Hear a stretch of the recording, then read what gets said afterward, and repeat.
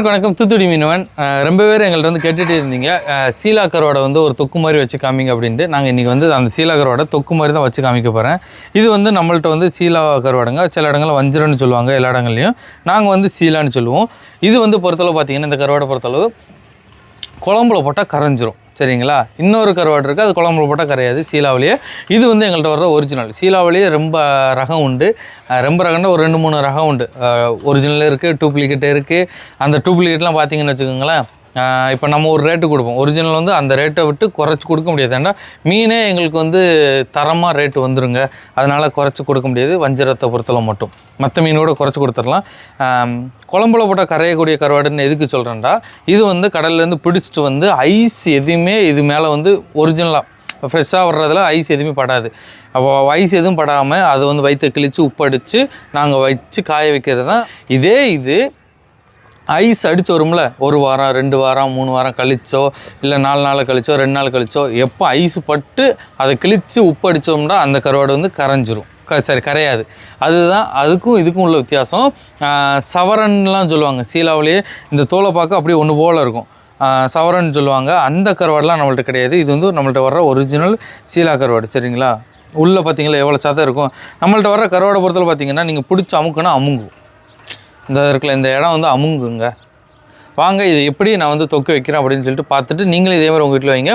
இந்த கருவாடெலாம் வேணும் அப்படின்னு நினச்சின்னா கீழே தெரியுற வாட்ஸ்அப் நம்பரில் ஒரு ஹாய்னு ஒரு மெசேஜ் போடுங்க. கருவாடோட விலை முதற்கொண்டு எல்லாமே வந்துடும். கருவாடோட ஃபோட்டோ, அதோட விலை, உங்களுக்கு எத்தனை கிலோ வேணும் அப்படிங்கிறத நீங்கள் அந்த லிங்க்லேயே போய் டச் பண்ணி உள்ளே போய் பார்த்தீங்கன்னா லிங்க்லேயே நீங்கள் ஆட் பண்ணிட்டீங்கன்னா, அட்ரஸ் அனுப்பிட்டீங்கனால போதும், உங்களுக்கு வீடு தேடி கருவாடை வந்துடுங்க. ஓகே, இப்போ கருவாடை வந்து குழம்புல போட்டால் கரையிறது தான். நாங்கள் வெந்நி ஆல்ரெடி வச்சுருக்கோம். அந்த வெந்நிக்குள்ளே மட்டும் இந்த உப்பு இருக்கும்ல, இந்த கருவாடை உள்ளே போட்டு வெந்நியிலேருந்து உப்பு மட்டும் தனியாக பிரிச்சிடணும். ஊற போட்டுட்டோம்னா கொஞ்சம் உப்பு கரைஞ்சி போயிருங்க. அதுக்காண்டி தான் மீடியமாக ஊற்றி வச்சுருக்கு. கொஞ்சம் லைட்டாக அப்படியே அலசிக்கோங்க, அதுக்குன்னு ரொம்ப அலசிடாதீங்க, சரிங்களா?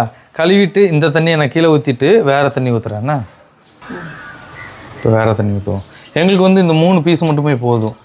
நீங்கள் ஒரு 1/4 கிலோ வாங்கினீங்கனாலே உங்கள் வீட்டுக்கு தேவையான கருவாடு, சமையலுக்கு தேவையானது ரெடி ஆகிடும். குழம்போ தொக்கோ எதுனாலும் வச்சிடலாம். ஏன்னா நீங்கள் இந்த ஒரு பீஸ் போட்டாலே போதும், குழம்புக்கு ஃபுல்லாக கரைஞ்சி அந்த குழம்பே காணும். அதுபோக இந்த ஒரு பீஸ் போட்டிங்கன்னா இருக்கிற வீட்டில் இருக்க எல்லாருமே கருவாட்டு குழம்போட நல்ல மணத்தோடு சாப்பிட்லாம். கருவாடு நல்லா மணக்குங்க. எங்கள் கருவாடோட வாசம் உங்களுக்குலாம் பிடிக்குன்னு கமெண்ட்ஸ் சொல்லுங்கள். எனக்கு இந்த வாசம் ரொம்ப ரொம்ப பிடிக்கும், சூப்பராக இருக்கும்.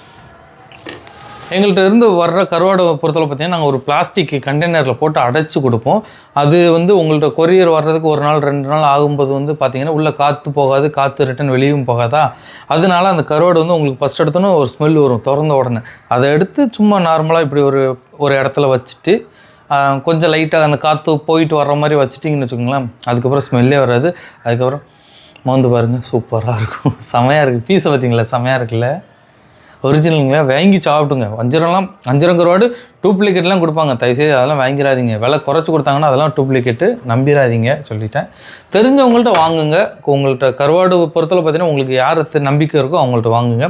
இல்லைன்னா தயவுசெய்து யார்ட்டையும் வாங்காதீங்க, நம்பி ஏமாந்துடாதீங்க, அதுதான் ரொம்ப ரொம்ப முக்கியம். எனக்கு பிரச்சனையே இல்லை. இது நான் டூப்ளிகேட்டை உங்கள்கிட்ட வந்து நான் கொடுத்துருவேன். டூப்ளிகேட்டை பொறுத்தவரை பார்த்தீங்கன்னா 500 600 300 கூட கொடுக்க முடியும், சரிங்களா? அது வந்து எனக்கும் கெட்ட பேர், உங்களுக்கும் உங்கள் மத்தியில் வந்து நான் வந்து ரொம்ப அசிங்கப்பட்ட மாதிரி. அதனால் என்கிட்ட பொறுத்தளவு பார்த்திங்கன்னா ஒரு சில கருவாடு வகை 10 வகையான கருவாடு போடுறோம், அது எல்லாமே ஒரிஜினலாகவே இருக்கும். அதுதான் நம்மள்ட்ட உள்ளது.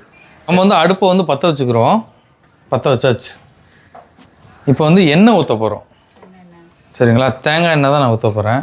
உங்களுக்கு எந்த எண்ணெய் தேவையோ அந்த எண்ணெயை ஊற்றிக்கோங்கண்ணே. எனக்கு தேங்காய் எண்ணெய் பிடிக்கும். சரி, இப்போ வந்து கடுகு கொஞ்சம் போல் போட்டுருவோம். அதுக்கப்புறம் சீரகம் கொஞ்சம் போல்,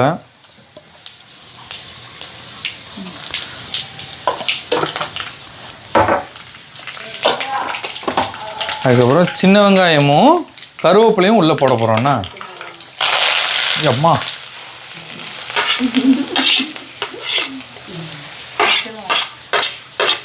அதுக்கப்புறம் பச்சை மிளகாயும் 2 பச்சை மிளகா போடுறோம். ஏற்கனவே நம்ம வந்து வத்தப்பொடி போடுவோம், அதுக்கு பதிலாக பச்சை மிளகா.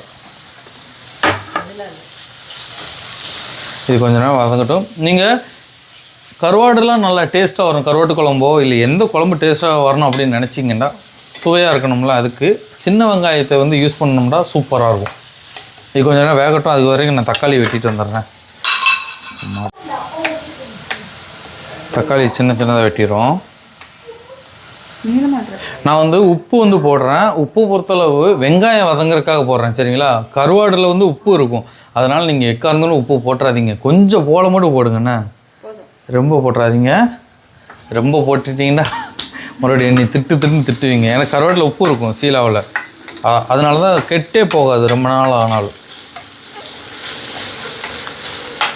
இப்போ வெங்காயத்தோடு சேர்த்து தக்காளியும் உள்ளே போடுறோம்.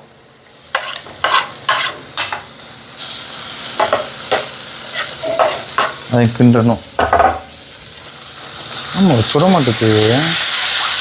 கருவாட்டில் வந்து நம்ம வெந்நிலேருந்து ஊற வச்சு 2 வாட்டி ஊற வச்சோம், எடுத்தாச்சு. மறுபடியும் அலச போகிறோம் கருவாட்டை. இன்னும் மெதுவாக அலசுங்க, போட்டு கரெக்டாக அலசினீங்கன்னா அவ்வளோதான், ஒன்றுமே இருக்காது, எல்லாம் கரைஞ்சி ஓடிடும்.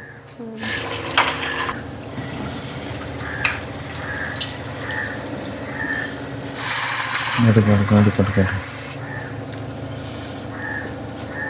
சீலை வஞ்சர கருவாடு இருக்குல்ல, அது வந்து சதையை மட்டும் தனியாக எடுக்க போகிறோம், முள் எடுக்காமல். அதுக்கப்புறம் தோலியும் இல்லாமல் எடுக்க போகிறோன்னா, சதையை வந்து கொஞ்சம் கொஞ்சம் பிச்சு எடுத்து வச்சிட்டேன்.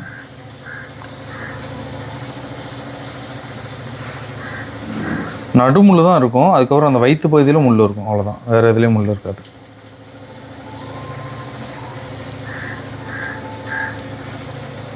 ரவுண்டு பீஸாக உள்ளது பார்த்தீங்களா? எப்படி ரவுண்டு பீஸாக வந்துட்டானா?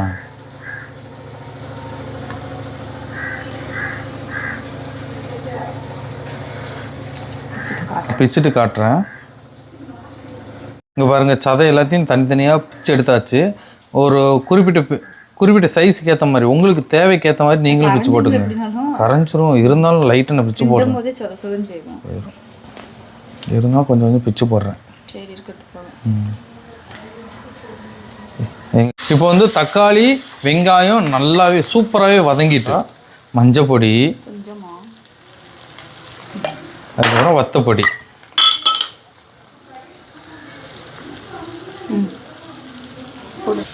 வத்தப்பொடி மஞ்சள் பொடியை போட்டு கொஞ்சம் நல்லா வதங்க விட்டுக்கோங்க. அந்த வாசம், அந்த வாடை போகணும், பச்சை வாடை போகிற வரைக்கும். இப்போ பொறுத்தளவு கருவாடு போடுற வரைக்கும் நம்மளுக்கு வந்து எந்த ஒரு வாசமும் தெரியாது. இந்த கருவாடத்துக்கு இதுக்குள்ளே போட்டுட்டு வச்சுக்கோங்களேன், அந்த வாசம் இருக்கே அப்போ அதுக்குண்டே கொடுத்து வைக்கணும்னு சொல்லுவாங்கள்ல. பக்கத்து வீட்டிலலாம் கேட்டுருவாங்க, என்ன கருவாடா அப்படின்ட்டு.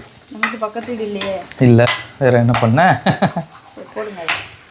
கருவாடை விட்டுருமா? இப்போ கருவாடை நம்ம சின்னதாக வதக்கி வச்சுருக்கோமா, அந்த கருவாடை வந்து உள்ளே போட்டு வதக்கி வச்சுருக்கோம், சரி பிச்சு வச்சுருக்கோமா, அந்த கருவாடை அப்படியே உள்ளே போட்டுருவோம்.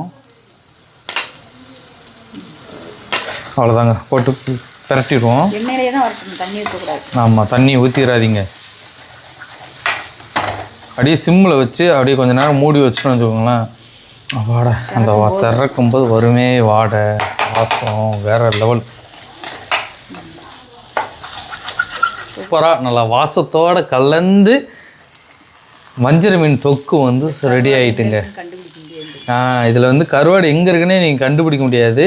எதுக்குன்னா எல்லாமே அப்படி கரைஞ்சி எல்லா இடத்துலையும் மிக்ஸ் ஆகிட்டு, அப்போ சூப்பராக இருக்குது. எனக்கு அந்த வாசத்தோடு இப்போவுமே எடுத்து சாப்பிடணும் போல் இருக்குது. ஆனால் அதுக்கு முன்னாடி சோறு ரெடி ஆகணும். ரெடி ஆகிட்டுனா இப்போ பெஸ்ட்டாக இருக்குங்க. பாருங்கள், இங்கே பாருங்கள் எப்படி இருக்குண்டு, செமையாக இருக்குல்ல. உங்களுக்கு இப்போ இதை பார்த்த உடனே எச்சி ஊறிச்சுன்னா கமெண்ட்ஸில் சொல்லுங்கள். மல்லியிலே போட்டால் அதுவும் சூப்பராக இருக்குண்ணா. பாடா இப்போவுமே சாப்பிடணும் போல தான் இருக்குது. பாடா அவ்வளோதான், ரெடி ஆகிட்டு. இதை நான் அப்படியே கரண்டியில் அள்ளி காமிக்கேன், எப்படி இருக்குன்னு சொல்லுங்கண்ணா பார்த்துட்டு. அந்த பச்சை கலருக்கும் சிவப்பு கலருக்கும் நல்லா இருக்குல்ல. கண்டுபிடிச்சிட்டியோ? ஒரு சில பீஸ் மட்டும் தான் கண்டுபிடிக்க முடியும். இங்கே எந்த ஒரு கருவாடுனாலும் இதே மாதிரி போட்டு செய்யலாம். செஞ்சிங்கன்னா கருவாடு வந்து சூப்பராக இருக்கும், டேஸ்ட்டே வேறு லெவலில் இருக்கும். இப்போ எங்கள் வீடு ஃபுல்லாகவே கருவாடு வாடை தான் அடிக்கும். அப்படியே எப்படா சாப்பிட்லான்னு சொல்லிட்டு நம்மளை இழுத்து விடும், பசி தூண்டி விடும். சரிங்களா, இன்னும் சோறு எதுவுமே ரெடி ஆகலை. அதுக்கு முன்னாடி நான் கருவாடை வந்து வதக்கி வச்சுட்டேன். இப்படி கருவாடுலாம் ஃப்ரெஷ்ஷான கருவாடுலாம் வேணும் அப்படின்னு நினச்சிங்கன்னா கீழே தர வாட்ஸ்அப் நம்பரில் மெசேஜ் பண்ணுங்கள், உங்களுக்கு வீடு தேடி கருவாடு வந்துடும். முக்கியமாக நான் ஆரம்பத்தில் சொன்ன மாதிரி கருவாடோட விலை, கருவாடோட ஃபோட்டோ எல்லாமே வந்துருங்க. நீங்கள் வந்து வாட்ஸ்அப்பில் ஹாய்னு ஒரு மெசேஜ் போட போகிறீங்க, அதில் ஒரு லிங்க் இருக்கும், லிங்கை தொட்ட உடனே என்ன விலைங்கிற முதற்கொண்டு என்ன ஃபோட்டோங்கிற முதற்கொண்டு வந்துடும். அதில் வந்து நீங்கள் ஈஸியாகவே ஆர்டர் பண்ணிடலாம். மறக்காமல் கீழே தர நம்பரை எப்பயுமே சேவ் பண்ணி வச்சுக்கோங்க. உங்களுக்கு வந்து கருவாடு வந்து ஃப்ரெஷ்ஷான கருவாடு, உண்மையான கருவாடு வந்துடும். உண்மையான கருவாடுன்னா ஒரு சில மீன்களில் டூப்ளிகேட்லாம் இருக்குது. டூப்ளிகேட்னா இப்போ கொடுவான்னு சொல்லிட்டு வேறு மீன் குருவலையை போட்டு விடலாம், வெலை மீனை போட்டு விடலாம் அப்படின்னு சொல்லி போட்டு விடுவாங்க. சீலாவை பொறுத்தவரை பார்த்திங்கன்னா சீலாவை போட்டு விடலாம். ஒரிஜினல் சீலா வேறு, சவரன் வேறு. அதே மாதிரி கெழுதும் ஒன்று போல் இருக்கும். கெழுதுன்னா மண்டை கெழுதுன்னு நாங்கள் சொல்லுவோம். அந்த கெழுதையும் வெட்டி உங்களுக்கு அனுப்பி விடலாம். அதனால் அது எல்லாமே டூப்ளிகேட்டு, ஒரிஜினல் சீலா. அப்படி ஒவ்வொரு மீன்களுக்கும் ஒரிஜினலாக வரும். நாங்களாக பிடிச்சி நாங்களாக எடுத்து காய போட்டு உடனே அனுப்புறதுனால எங்கள்கிட்ட அந்த விலைகள் தரமாக இருக்குது. நாங்கள் வந்து யாருமே கொடுக்க முடியாத விலைக்கு தான் நான் கொடுத்துட்ருக்கேன். நீங்கள் மற்றவங்கள்ட்ட வாங்குகிற கருவாடோட விலைகள் வந்து எங்கள்கிட்ட வாங்குகிற கருவாடோட விலைகள் வந்து ரொம்ப ரொம்ப கம்மியாக இருக்கும். ஆனால் எங்கள்கிட்ட வந்து தரமாக இருக்கும். எங்கள்கிட்ட பொறுத்தவரை பார்த்திங்கன்னா ஸ்டாண்டர்டாக நெத்திலிக்கு வந்து நாங்கள் வந்து எப்பயுமே அடிச்சுக்கிற முடியாது. எங்கள்கிட்ட வர்ற நெத்திலி மாதிரி வேறு யார்ட்டையுமே நீங்கள் வாங்க முடியாது. சரிங்களா? இந்த வீடியோ உங்களுக்கு பிடிச்சிருந்தா லைக் பண்ணி, ஷேர் பண்ணி, கமெண்ட் பண்ணுங்கள். மறக்காம தூத்துக்குடி மீனான யூடியூப் சேனலை சப்ஸ்கிரைப் பண்ணி வச்சுக்கோங்க. ஃபேஸ்புக்கில் பார்த்தீங்கன்னா ஃபாலோ பண்ணிக்கோங்க. இது தின்னா பசி எடுக்க ஆரம்பிச்சிரும்ப, அதனால தான் நான் திங்காமல் இருக்கேன். இப்போ தான் காலையில் சாப்பாடு முடித்தேன். ரெடி எடுத்திருக்கேன்.